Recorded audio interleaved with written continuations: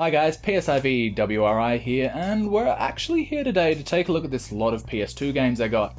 Basically, I picked up this whole lot for $60 yesterday.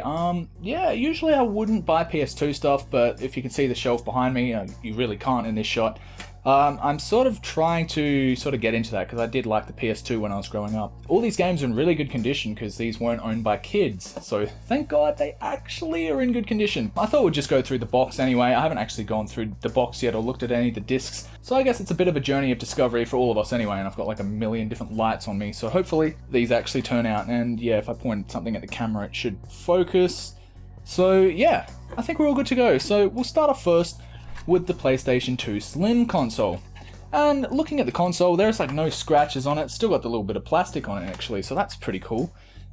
This is indeed there's a 2004 version as well as a this is a 2005 version, so it's an early one, and instead of taking the figure 8 little power supply, whether you can see that, it actually takes an actual power supply, not just a cable. That doesn't really matter because I'm sure it's in here in the box. So, moving on. And yeah, there are actually a lot of games, 18 to be exact. And I don't remember whether I got a cutaway shot of all the games, but if you can see in there, whether you can actually see that, there's actually a lot of games, and hopefully the microphone's picking me up. So first of all, we have Need for Speed Carbon. So I'll just give that a second to focus. And yeah, I think we'll just go through the games. Like, it looks like they're all in good shape. And the disc is like flawless. There is not a scratch on it. And apparently all of them are like that, and I see no reason to think otherwise. Next up, we've got Need for Speed Hot Pursuit, which was apparently from Game Traders. Most of these games are worth basically nothing, but there's a few on here that actually caught my eye because they are worth a bit. Particularly Crash Bandicoot games and Spyro and all that kind of stuff. So, Need for Speed, I mean, I actually want to play these for real. So now we have some kind of riding simulator similar to Gran Turismo. I'm just trying to... There we go. Should be able to see that. That's probably blowing out right there. But once again, these are like in mint condition basically. Yeah, all the discs are like... There's not a scratch on them. It's a bit of dust. Like, if you've ever had games that have been owned by little kids, you would definitely know that most of them are really scratched up, even if they think they're taking good care of them.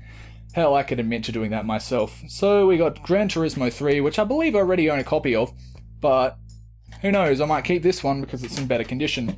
Next we have Crash Twinsanity, which is actually worth maybe $20 to $30 here in Australia, as the Crash Bandicoot series has sort of had a bit of a revival and everyone's like nostalgic for it, mainly on the PS1, but apparently this is also a good game, and yeah, I actually pulled this one out and it's in good condition as well. So, moving on, we have Need for Speed Underground 2. I actually played this on the original Xbox years ago, and a funny story is, we actually got a version for PC, because Pizza Hut were giving away a game when you bought like this $20 to $30 pizza meal, and that was a good deal, and I played the hell out of it, and I love the soundtrack from this game, and I actually do listen to a lot of the songs from the game to this day. Next, Gran Turismo 4, and this feels really heavy. Can you see that? Yeah, it actually feels really heavy. It's got a really bulky manual. Like that, this weighs quite a bit, and it's a nice white plastic. You don't see that with a lot of PlayStation 2 games, if any at all, to be quite honest. Next, we have Spyro Hero's Tale. I have not looked up anything with this game, so I'm assuming it might be worth something, and I don't have any Spyro games anymore. I did actually sell off all my PlayStation 1 games. I do regret that, but I needed the money at the time, so we'll keep it. We're actually probably going to keep all these games. Next, we have Spyro Enter the Dragonfly. Another game that I'm assuming might have some value, maybe like $10 to $15, but once again, all of them have manuals, and we'll just take a look at the disc. Like, I don't know, you probably can't even see that, but it is like mint condition. Like, these discs were really well taken care of. Next, V8 Supercars 3. I love this game on the original Xbox. I don't have the original copy I owned, but I have V8 Supercars 2, and I love these games because in Australia this is a very popular motorsport, and these are high-powered V8 cars, and it's a lot of fun to watch, and it's actually a lot of fun to play the games. Next we have Crash Bandicoot The Wrath of Cortex. This game I think was one that's worth like $20 to $30. This is a platinum version, but honestly, I don't think it really devalues it all that much, and from the prices on eBay, I think I'm right. Next up, we actually have SINGSTAR, which I already have every single copy, like every single version of, But these, once again, are in mint condition, and it's actually a boxed SINGSTAR like set with all the microphones and all that. So if I ever want to play that, I do have that ability. Next, we have Buzz, and once again, we actually have the box controllers and all the Buzz things in the box. So I don't think I'll ever play that, but it's there if I want to. Next, we have another Buzz game. Yeah, that's a lot of Buzz. Another SINGSTAR. Another SINGSTAR again. Another SINGSTAR. Then we have Spyro, the Eternal Night, which it could be worth something, but either way, these are apparently pretty decent games. Next, we'll move on to the controllers. So it looks like we've got a pretty standard silver DualShock 2, and it actually feels like it's in good condition. Those are a little sticky, but I think they sort of degrade over time, the little plastic nubs on the analog sticks.